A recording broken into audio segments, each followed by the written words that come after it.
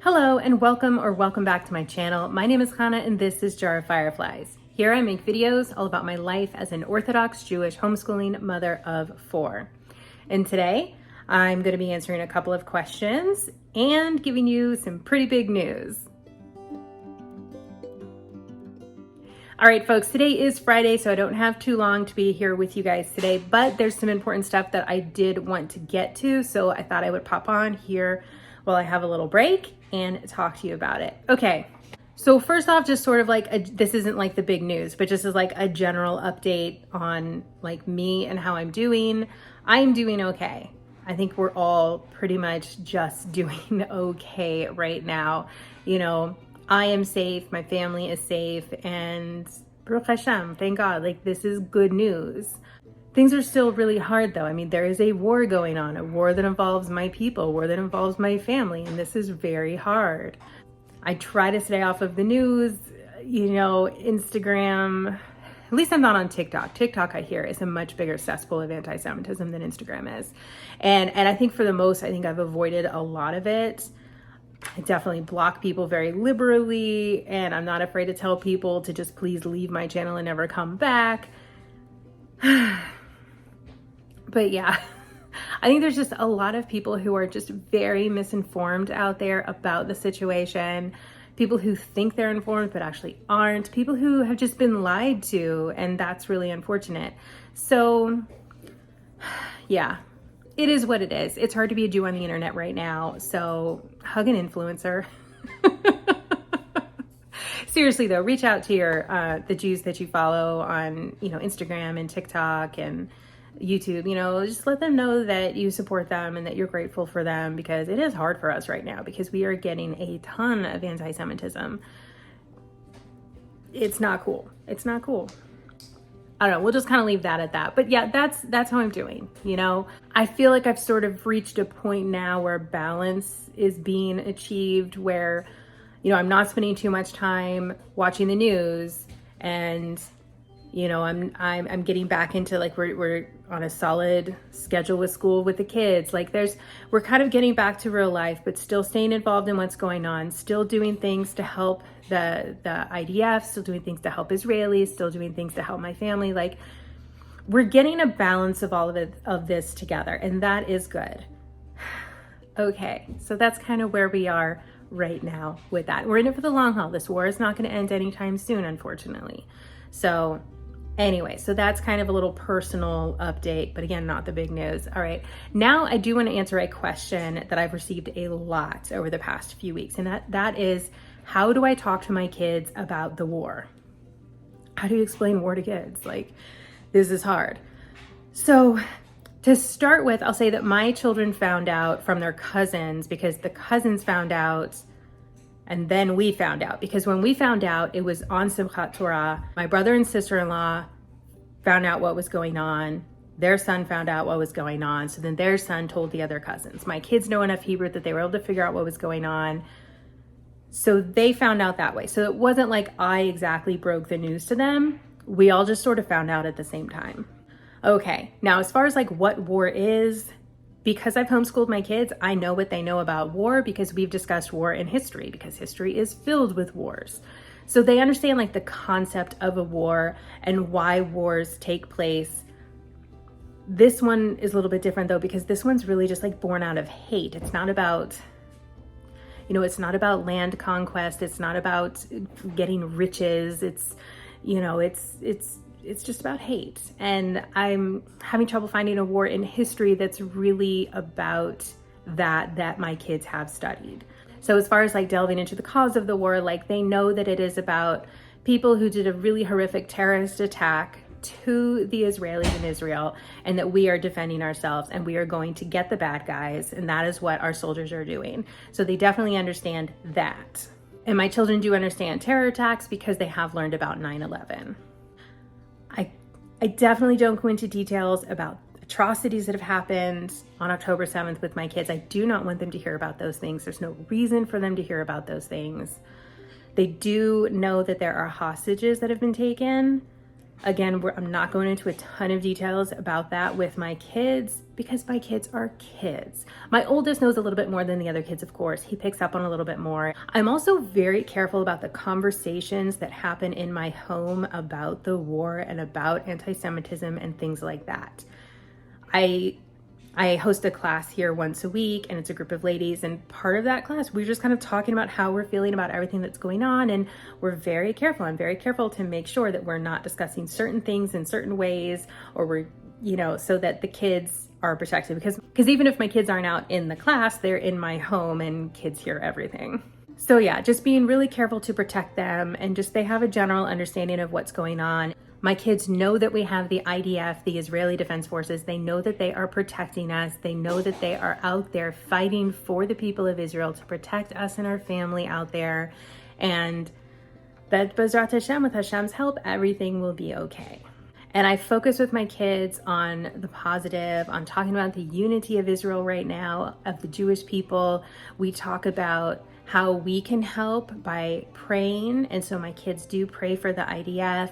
We pray for the people of Israel and all Jews everywhere. My kids will say Tehillim with me. There's some very short Tehillim that we can say that I can recite and they can repeat back to me bit by bit.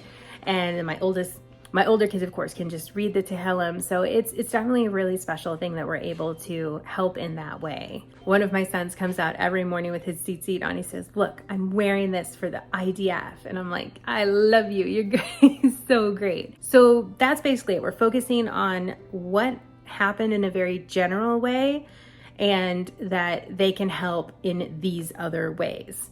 At the very beginning, when everything did start, I did tell my kids, yes, because of this war, Ima and Abba, mom and dad, we're gonna look maybe sad or anxious or worried. We're gonna check our phones more often, things like that. And that was to make sure that they were aware that the war is the reason that we were doing those things, because we were concerned about our family and about our country. So I wanted to make sure that I pointed that out in particular to my kids, so that when they saw us sad or worried or anything like that, they would know that's why. It didn't have anything to do with them or anything about like us being in any immediate danger, but it was just that we were just worried about our people. And I also make sure my kids know that they can come and talk to me at any point about anything. That's just kind of been in our home always. But they know that they can come and talk to me about the war if they're ever worried about anything or concerned about anything. So I think that's just kind of an open invitation to them. And I've just reiterated that to them, that they can always talk to me if they're worried about anything or anything like that. Okay, so that was the first question that I received a lot. The second question that I've been receiving a lot is, how can people help Israel? And I gave you guys some ways to help with immediate needs right when the war broke out. And now that the war's been going for over a month and is unfortunately continuing, there are still needs in Israel. Israel still needs your help. The people there still need your help. So I'll tell you, pretty much everybody I know in Israel has someone in their family serving in the IDF. Often this is the breadwinner of the family, so that means their income is drastically changed. Also, Israel is a country that really relies heavily on tourism, and that's just not happening right now. Most airlines are not flying into Israel right now. I still have family that is stuck here, that is still unable to get back, at least at the time of filming, that are still unable to get back home to Israel. So that's another way that people are really affected financially because of what is going on right now. So these families in Israel definitely have a lot of financial needs right now. And that is where Meir Panim comes in. They're on the ground every day, helping these families and helping our soldiers. Every day they are feeding over 15,000 soldiers, y'all, every single day. They have provided 100,000 packages for soldiers that include items like blankets, clothing, toiletries, underwear, socks, and sweaters. They have given 1,200 mattresses for soldiers. In the South, which was hit so hard in the attacks of October 7th, Meir Panim is supporting 1,500 families daily. They're providing them with meals, apartments, clothing, linen, toys, and household items. They're even doing things like providing a last-minute wedding for a soldier, taking care of every single aspect of this wedding. They did a barbecue for soldiers at the Ramon Air Force Base. They did this huge breakfast buffet for over 700 soldiers in Or Akiva, which, y'all, when I saw the video for this one on Instagram, like, I legit cried. It was so beautiful. They're also providing combat essentials like first aid, tourniquets, bandages, tactical gloves, eye gear, water jugs, protein bars, hydration packs, and so much more. They do all this while they continue to provide for their regular programs and the needy across Israel with meals, free produce markets, soup kitchens, and supporting Holocaust survivors and teens at risk. Hundreds of volunteers show up every day to help this amazing organization. Despite the fact that many of their employees and volunteers have family that was kidnapped, murdered, or in combat, these people are still showing up every day to support Israel and the families that are in need right now. This is Israel, you guys, and it is so beautiful. So I have left you all of the information down in the description box and in my pinned comment below so that you can also support this amazing organization. Please, I'm asking you to reach out and donate to this organization to help these families in need, to help our IDF, to help Israel right now when she needs you the most.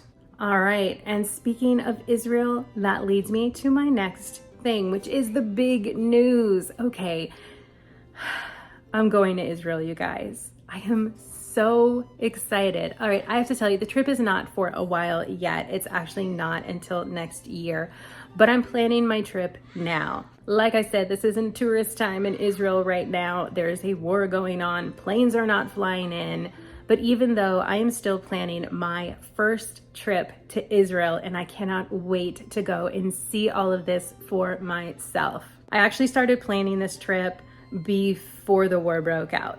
This was while I was away over the high holidays. I was sitting with my sister-in-law at the Shabbat table at her house, and I was like, we should go to Israel. And she was like, let's go, you and me. And I was like, let's do it, you and me. So my sister-in-law and I are planning this trip to go to Israel, and our whole plan was that it would be for like 1 year basically from when we were sitting at the table. So we're at about 11 months now. We want to go out there and be there for my father-in-law's yard site for the anniversary of his death, and that is our plan. So we are going, and I cannot wait to share Israel with you guys when I do go. Like I said, it's still not for a while yet, but I am planning my trip, and you should be too. It's another fantastic way to support Israel is to plan a trip to go out there. You don't have to book a flight right now. I'm not booking my flight this early either, but I'm getting ready to go. I'm planning my trip. I'm planning where I want to see and what I want to do and what restaurants I want to eat at and where I'm going to spend Shabbat and all of the fun things like that. And then when it gets a little bit closer in my timeline, I will go ahead and book that trip. So I'm just so beyond excited to finally have this trip. Like, I'm going. It's really, I'm so excited. I cannot wait. It's gonna be amazing. And I will be able to show you guys so much of Israel when I am there. Okay, so while I've got you guys here and the afternoon seems to be going pretty well, I'll tack a little bit more onto this video and show you a little bit of our Shabbat prep for today, or at least talk about it a little bit, show you a little bit, kind of a thing. This is our first Shabbat, by the way, after daylight savings time is when I'm filming this. So it's like the first short Shabbat where Shabbat starts at like 5 o'clock or like right after 5 o'clock. So anyways, lots to do and not a lot of time to do it. I did as much as I could yesterday. I made fish yesterday. I set the table last night, which is a challenge now because baby Firefly can reach up here and he's pulling everything off the table every chance he gets. He especially loves silverware, which is better than loving plates, but he still will literally pull everything off the table. So we have to keep a close eye on him on Fridays while we're running around trying to get everything else done. But anyways, the table is set. And these flowers, guys, do you see these amazing flowers? Wow, I was totally blown away when they got dropped off today. We are having some guests tonight for dinner and they dropped these off earlier and they're gorgeous. It's been a long time since I have had Shabbat flowers on my table like that. It's an amazing bouquet. This book's on the table.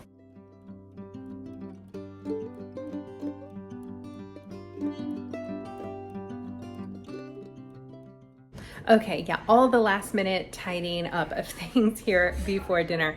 Okay, what else did I do? This morning I woke up, I made one side dish this morning since I had already done a lot yesterday. Mr. Firefly is in there right now making hameen for lunch. We don't have any guests for lunch tomorrow, so we're just gonna do the hameen just for us and just keep it super simple. I did wake up and make the side dish of green beans this morning per my kids' request, so we will have that for lunch tomorrow. My daughter's going out to lunch tomorrow, so it's just gonna be my husband and I and the boys. So I guess we'll have like some games or something after lunch. It'll be really fun. Lunch is always shorter when we don't have guests, and then we jump into like playing games or reading books to each other or something like that. So it'll be fun. So yeah, I'm excited for tomorrow to have a Shabbat with the boys. Okay, Mr. Firefly, like I said, is cooking the hameen. So he's doing that kind of behind me here in the background.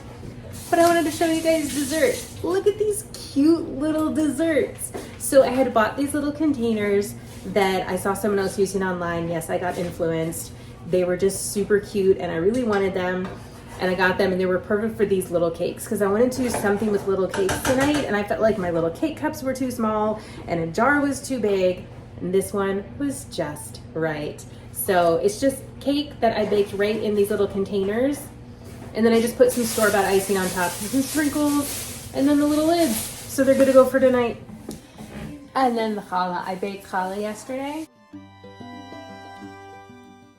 And it turned out so beautiful. I was just really, really happy with the way that it turned out.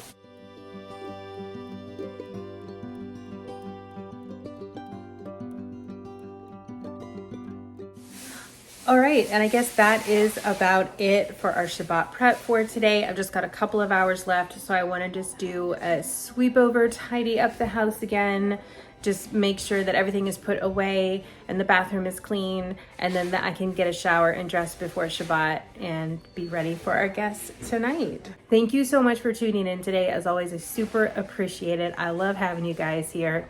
Drop me a note in the comments, check in, let me know how you're doing. I would really like to know. And of course, be sure to check out the information for Me'er Panim. I have left you a link down in the description box and in my pinned comment below. So use my link, go over there, check them out, see the amazing work that they are doing, and make your donation today. All right, with that, we're all done. Hope you have a fantastic rest of your day, and I'll see you in my next upload.